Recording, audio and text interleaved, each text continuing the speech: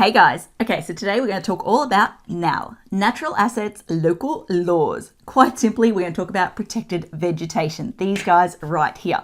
In particular, we're going to talk about why it is important to have protected vegetation across the city, what the potential impacts are for you if you're looking to purchase a property that has NALL on it, or if you're looking to do a renovation or new build on a property that has NALL on it, and how you go about finding out whether a property has NALL on it.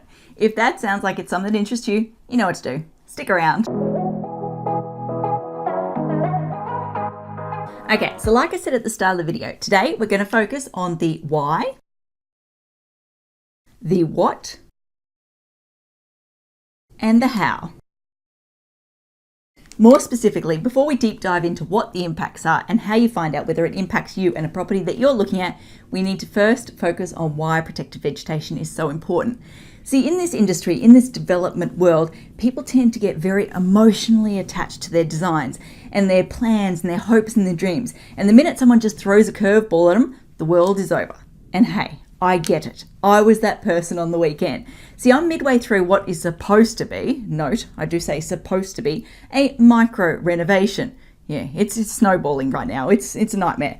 Anyway, on the weekend, I got the devastating news that the 13 centimetre boards I had my heart set on were no longer made in the lengths that I actually needed them in.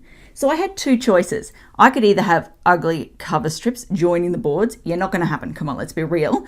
Or I could revert to 10 centimetre wide boards. In that moment, my life was over. You may as well bulldoze the house. It's not worth continuing anymore. It's just devastating news. I couldn't handle it. Anyway, my friend had to actually shake me and go, dude, check yourself. You're getting upset and frustrated over the fact that you can't have a 13 centimetre board and you have to compromise to a 10 centimetre board. No one else is going to notice that but you. I was just so fixated on the fact that the original boards were 13 centimetres, so it had to be 13 centimetres. But yeah, she gave me that reality check and made me realise that there is bigger picture issues, considerations to keep in mind, and I shouldn't get so bogged down in the small details. So, like I said, we're going to talk about why protected vegetation is so important, because I kind of want to be that friend to give you that shake-up before we dive into what could potentially be some not so great news. So, why is vegetation important? Well, it's planning 101. It's basic sort of stuff. Number one, trees give us oxygen. We kind of need oxygen to live, right? Number two, trees are pretty and they can actually add value to an area or a property. Like you look at Laurel Avenue in Chelmer, for instance. That is the best example. Those trees down the street, oh, beautiful. They add value to the area. So it can add value to your property and your area. And last but not least, fauna. I had to think for a second. I was like, what's that third point I was going to make? Fauna basically provides homes, habitats for animals and encourages a greater diversity of animals. We need a greater diversity of animals, biodiversity as it's known, to be able to survive. So yes, from a big picture perspective, there is some very good reasons as to why we want to protect vegetation. Now that you've got that in mind, let's dive into what the impacts are. Well, quite simply, if you've got protected vegetation on your property, now, natural assets, local laws, then you cannot do anything that is going to compromise the long-term survival of that tree or those trees. So that means you can't just go lobbing big branches off. You can't go doing excavation work. Well, you like my little digging? Don't know where that came from. But you can't go doing excavation work within the root zone of the tree. Now, I did go into how you calculate the TPZ, tree protection zone, aka root zone of a tree, in an earlier video we did last year about street trees. The one where I had the tree banner going behind me and the inflatable palm trees was the first video where I really had a bit of fun. Anyway, went into the details there, but in super simple terms, if you want more detailed information, go check out that video. But for the purpose of this video, what I'm just going to simply say is when you look up, if you see tree branches or leaves above you, then there's going to be roots below you. And if you do an incursion, that's a poor choice of words. If you encroach, there we go, that's a better way of saying it. If you encroach into more than 10% of that root ball, then there is a very good chance that that tree is not going to survive in the long term. So when you're looking at a property to purchase, or if you're looking to do a renovation or a new build on a property, and you go, yep, out there, we're just going to knock down those trees and do a beautiful deck. We're just going to knock down those trees over there and build the house over there. Yeah, you need to operate on the basis, if it's protected by NALL, that you will not be able to touch those trees. That's the safest starting point. Now, you can engage an arboriculturalist, try saying that 3 times fast.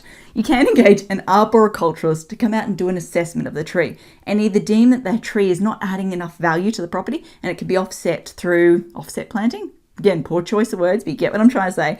Basically, it's not valuable enough and you can do offset planting to try and recover the lost value.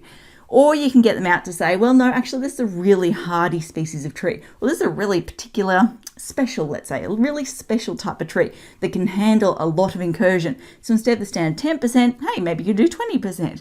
So yes, you can get an arboriculturalist to come out, give you that advice, and hopefully boost the chance of being able to work around that tree or remove that tree, but you can't guarantee it. Especially when you're looking to purchase a property. Well, even when you're looking to design a property, you're going to invest a lot of money in those designs through the designer or the architect.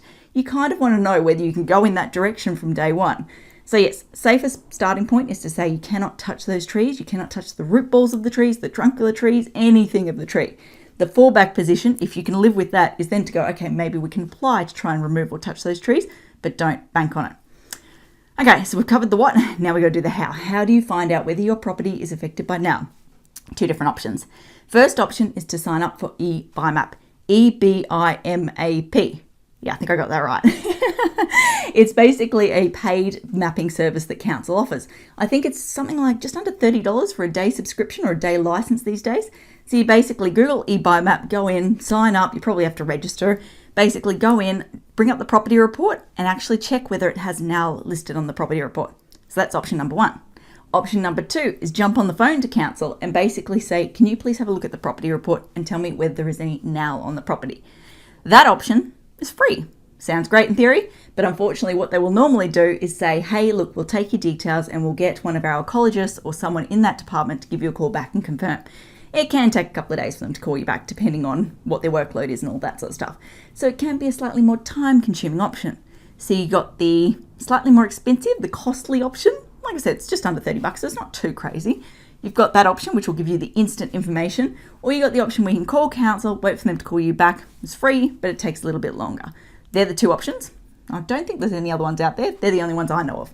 Anyway, I think that covers everything I wanted to talk about today. Like we said, focus on the big picture, why it is important, before you get bogged down in those details and you start threatening to demolish houses like I was on the weekend. What are the impacts for your property? I had a mind blank there. What are the impacts for you and a property that you're potentially looking to purchase, and how you go about finding the information.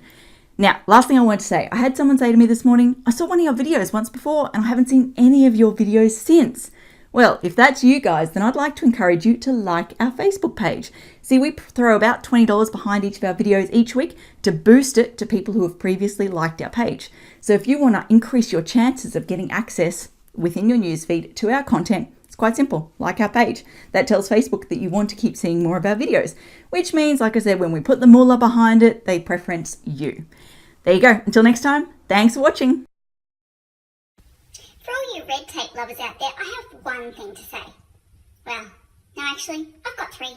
Number one, the advice provided in these videos is general in nature. It's not site specific. You would be a silly billy to go and make financial decisions based on this advice without first checking with the town planner. Don't be a silly billy.